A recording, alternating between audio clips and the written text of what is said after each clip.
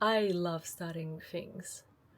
I think there's just so much excitement and novelty and hopefulness in starting something new. And I think I'm not alone. Looking at how we celebrate New Year's and always delay new beginnings to a new month, a new Monday. But before starting fresh, we actually need to complete. And endings don't feel the same. Endings feel like a loss, a failure, but they don't have to. I have so many passions and interests, and I had to admit to myself that it's just not sustainable and not possible to pursue them all and to get good at anything really if you're scattered. And time is definitely a finite resource that we need to learn to use intentionally.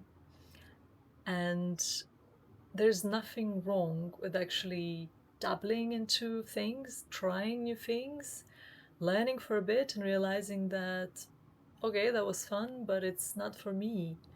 It shouldn't be looked at like a failure. And even if you fail, you learn something from it. The same can be about goals and dreams. Some dreams are just not anymore valid. Perhaps they're expired. They serve their purpose to pursue them for a while and then realize that maybe this is not for me and get redirected on another path. And there's nothing wrong with actually looking really honestly at your life and realizing that this is not for me anymore. How many tabs do you have open on your computer? I have about 3 different screens and 10 tabs each. And these are articles I wanted to read, some videos I was watching, a course, and I've been just keeping them open for months. And the same goes with our head, because we keep all these unfinished tasks, perhaps conversations that you didn't have, or decisions that are long due and you haven't taken them. And all of this is taking your energy and your attention. Deep down, we're actually afraid to lose our identity associated to the job or the person or the habit you've been doing. Who am I without this? And it can be terrifying, actually. If you've had a career for many, many years or had a relationship or a surrounding that has shaped a long time in your life, without it, it's like we're lost. It's like, who am I now? Of course, it is a false identity, but the ego wants to hold on to this feeling of certainty, even if it's no longer what you want to pursue or put your energy into, it will still hold on.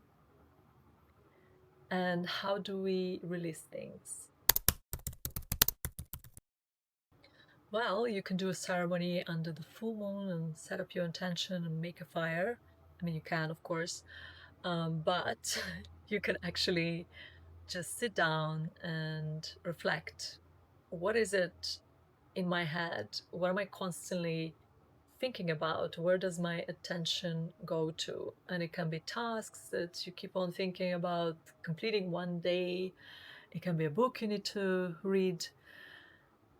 It can be anything really taking your attention. Just write it down and take a firm decision. Am I going to actually do it? And when? Or am I ready to drop it? And it's okay to drop it. You don't have to read all the books or complete all your hobbies, reach a certain level. And if it's a person and you do not have the opportunity to perhaps say what you wanted to say or have this completion internally, you can always write a letter without sending it, just to get your feelings out. and have this sense of completion inside. And I want to be honest. Completion can involve grief. We can be grieving certain times in our past. We can be grieving people and genuinely miss them, miss the versions of ourselves that lived it, that had these experiences. And it's okay to give yourself this space and to process these emotions. And yet, to free this focus and attention towards something new, towards where you actually consciously choose to direct your energy and time. When you truly and honestly complete things, something interesting happens. It's not loud usually, but it's like a fresh energy, a curiosity that starts arising, a lightness, a clarity in the present moment. And it's really important to follow these instincts, like where is my interest, what is it that I want to do now, and give yourself this space and time, if you have the opportunity, to actually pursue new things and try and dabble. And through this you can actually come to a new path, and the path is never truly known. This is something that's a subject for another day. But as you walk it and you have this freed energy towards something fresh, something new, then truly you can begin again. So before you begin anything, a new chapter, a new project, a new year, I want to ask you, what is it that you need to complete? What are you still carrying from the past that is no longer aligned to the future that you're trying to build? Not because endings are easy, but because you deserve a real beginning, fresh, with your whole energy and focus towards it. So close the chapter, even if it was beautiful, even if you'll miss it, grieve it, go through all the motions that you need for completion. And I'll see you in the next chapter.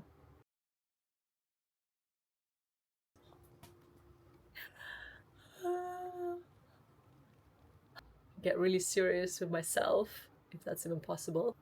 A lot like you. That's a lot like you, like me and you.